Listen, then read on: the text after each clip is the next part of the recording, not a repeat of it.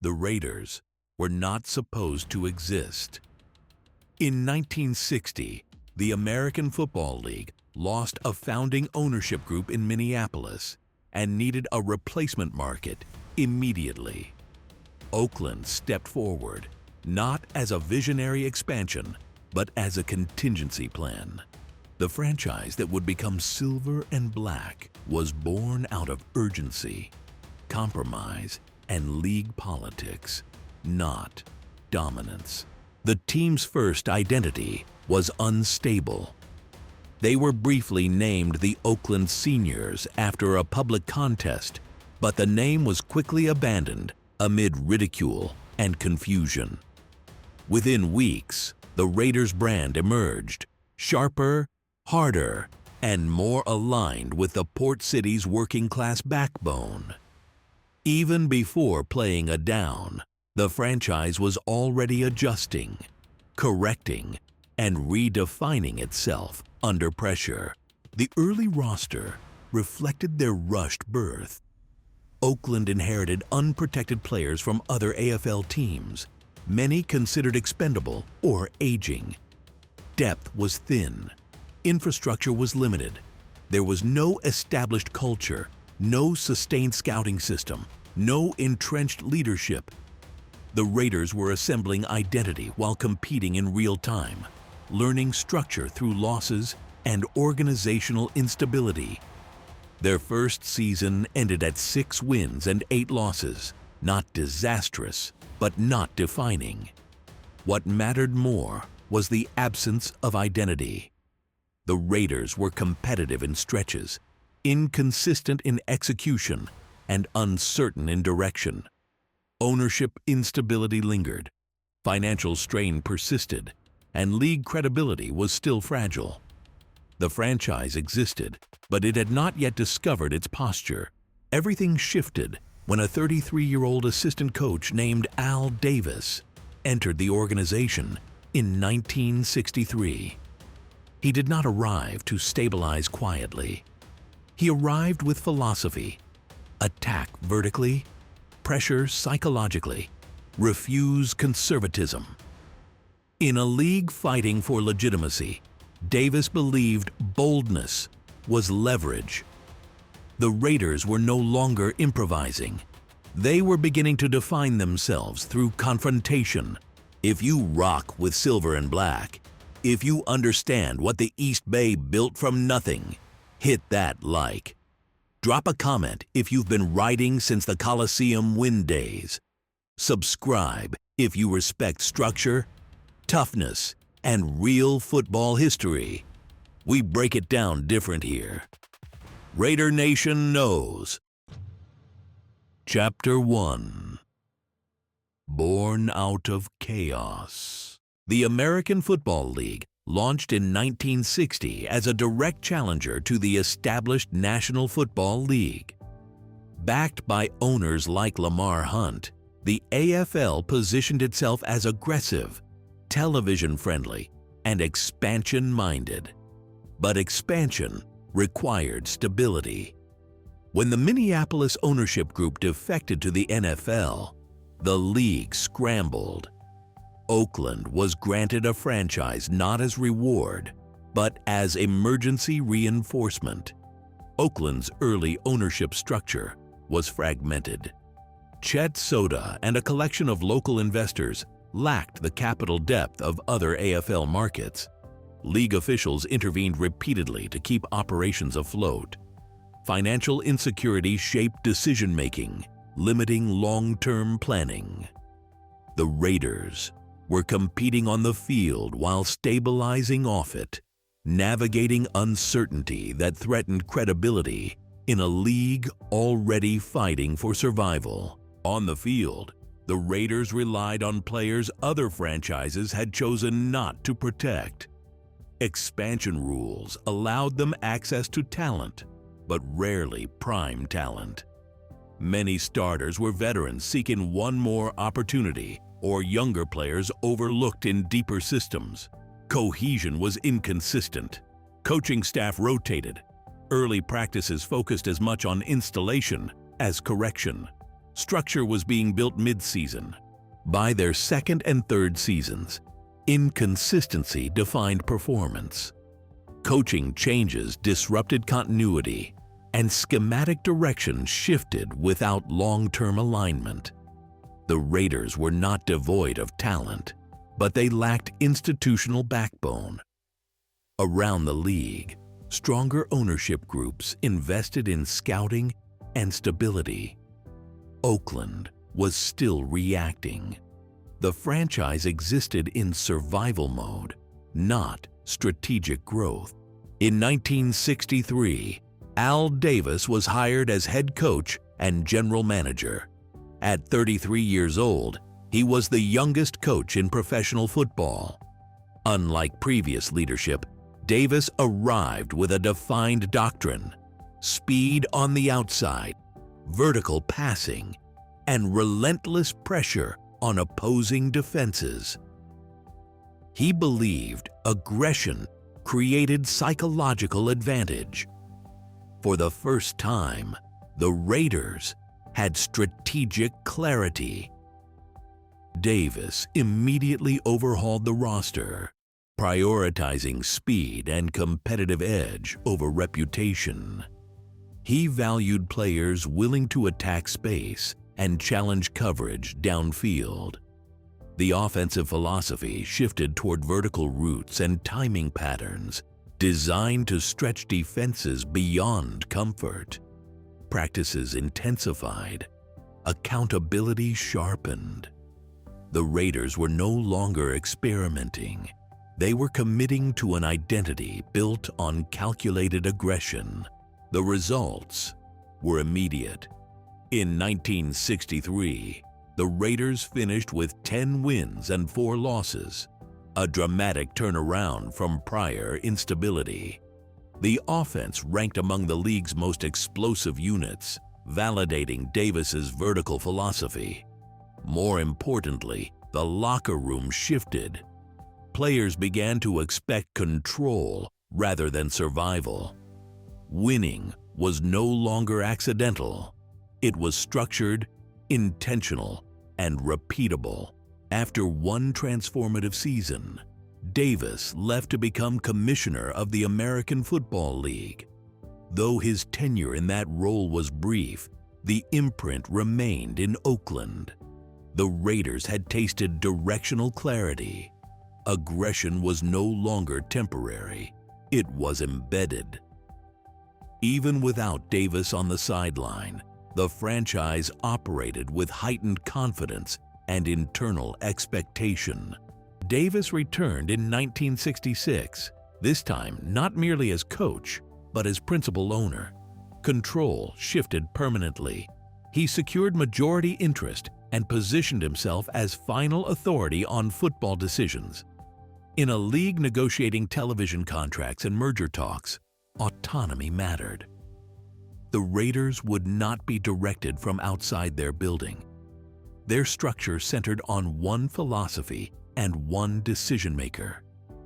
By the late 1960s, the Raiders were no longer a fragile expansion substitute. Ownership was consolidated. Philosophical direction was consistent. The franchise that began as an emergency placement had hardened into a competitive institution. Chaos had forced adaptation, and adaptation produced edge. Oakland entered the final years before the merger not as filler, but as a legitimate contender. Chapter 2: Identity. In silver and black, with structural stability secured, the Raiders turned toward identity. Silver and black became more than uniform colors. They became visual messaging. The palette was stark, industrial, and intimidating, reflecting Oakland's port city toughness. Branding aligned with philosophy, minimal decoration, maximum presence. In an era when many teams leaned traditional, the Raiders projected defiance through simplicity and controlled menace. Under head coach John Rauch, the Raiders matured into consistent contenders.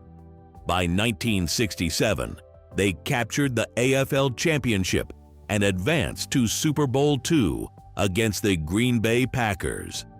Though they fell short, the appearance signaled legitimacy. Oakland was no longer a developing project. They were competing on the sport's largest stage, representing the AFL in a defining moment. Quarterback Daryle Lamonica became the embodiment of the vertical system. Nicknamed the Mad Bomber, he attacked deep coverage without hesitation, trusting receivers to win contested space. The offense emphasized stretching the field horizontally and vertically, forcing defenses into constant retreat. Explosive scoring drives became expected rather than surprising. Oakland's identity was now measurable in yardage and tempo. Defensively, the Raiders developed a reputation for physical discipline paired with intimidation. Their front pressured quarterbacks without excessive blitzing, while the secondary challenged receivers at the line. Contact was constant, legal or otherwise. Officials' flags became part of the rhythm, but so did hesitation from opponents.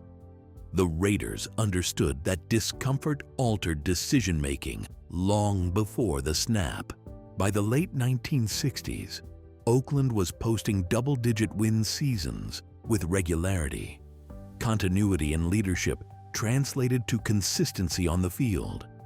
The Raiders were rarely overwhelmed, rarely passive. They dictated tempo and forced opponents into high-risk adjustments. The culture emphasized controlled aggression, where emotion was channeled strategically rather than recklessly. Identity had matured into expectation. The American Football League itself was strengthening. Television contracts expanded national reach, and attendance numbers climbed steadily. The Raiders were central to that rise, representing the league's competitive credibility. Each strong Oakland season reinforced the AFL's argument that it was no longer a novelty challenger, but a parallel power structure demanding equal footing with the NFL. Al Davis believed competitive advantage began before kickoff.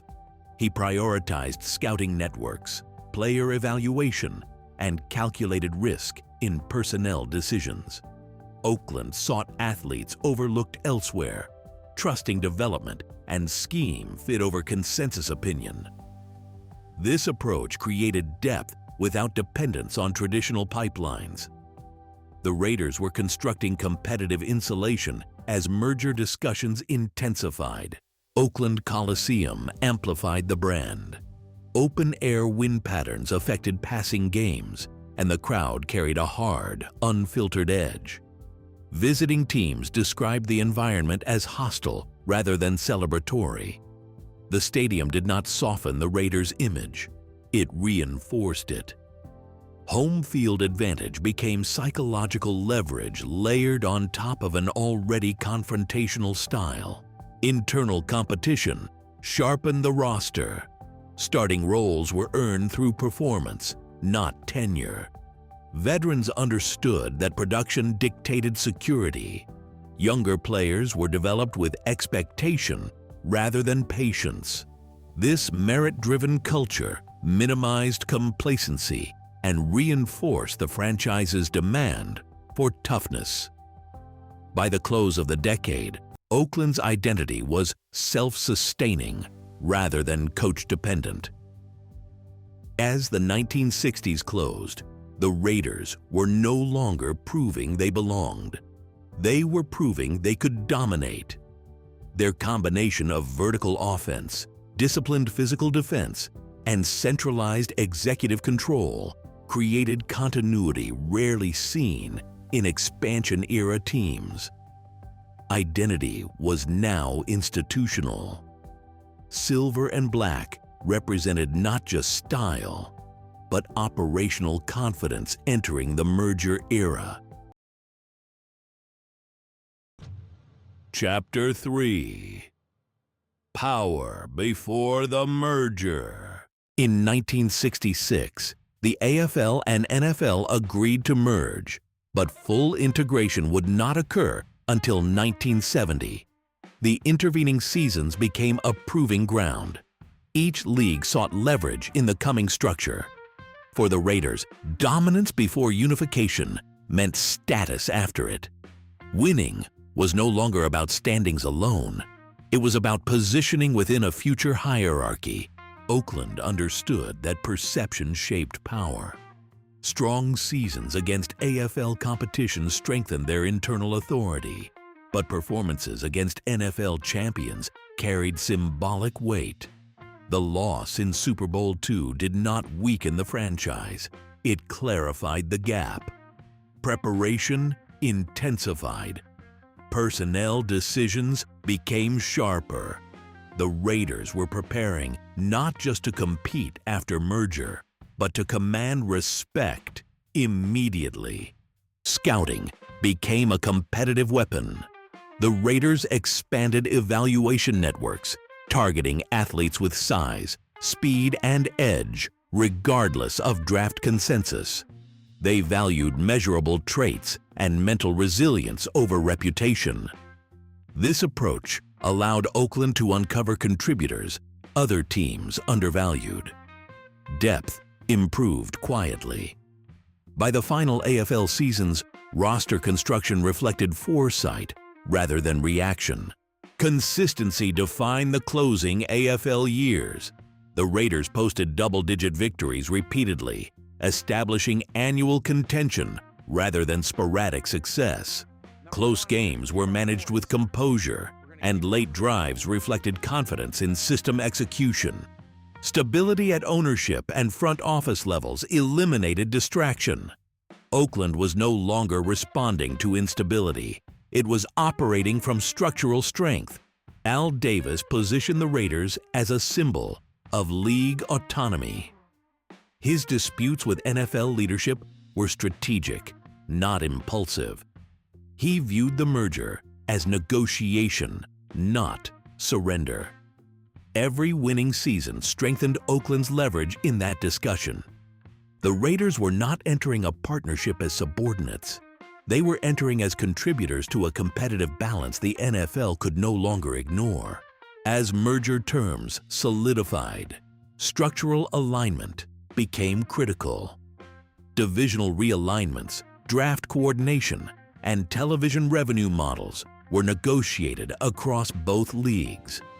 The Raiders prepared internally for increased competition depth and national exposure. Conditioning standards tightened. Film study intensified. Oakland understood that post-merger margins would shrink.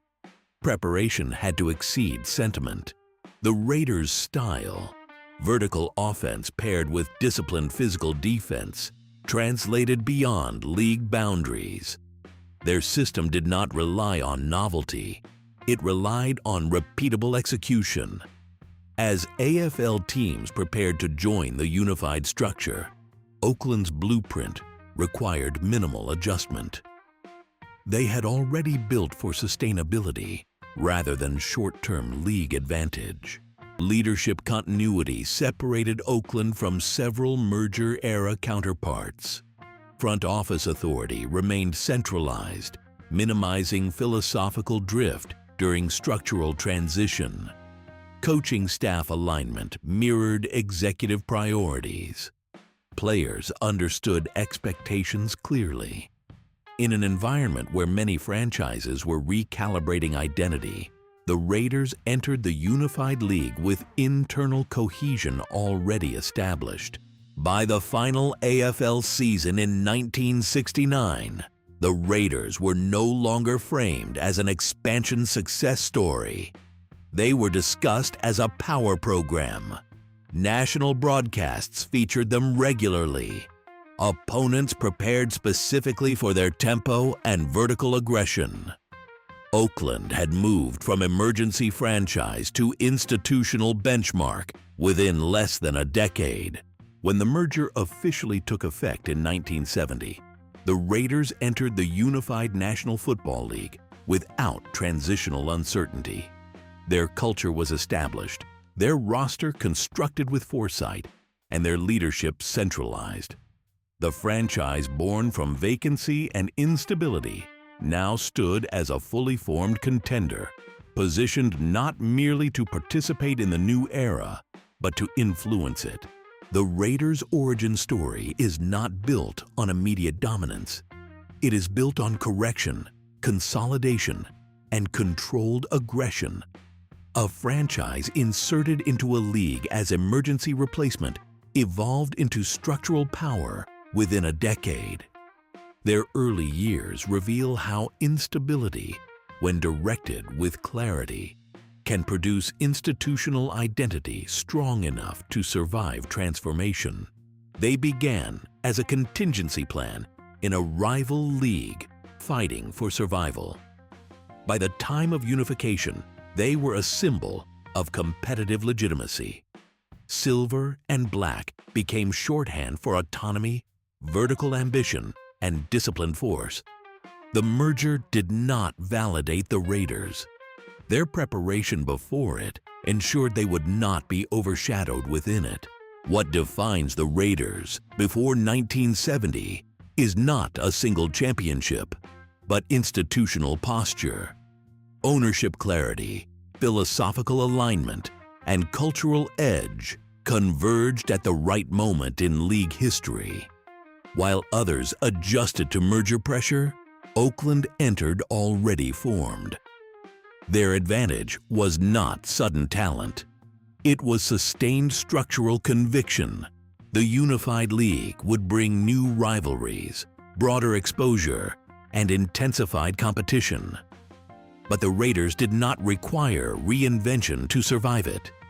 Their vertical offense, calculated physicality, and centralized leadership translated seamlessly. What had begun as reactive improvisation in 1960 had become strategic permanence by 1970. The Raiders entered the post-merger era not as survivors of expansion, but as architects of competitive defiance. Their early decade proves that identity forged under pressure can outlast structural change. From emergency franchise to institutional contender, Oakland transformed instability into advantage and carried that edge into the modern National Football League. If you're still here, you already know what time it is. Like the video. Drop your take in the comments. When did the Raiders truly become power? And subscribe if you respect legacy built the hard way. Silver and black wasn't given. It was taken. Raider Nation stands.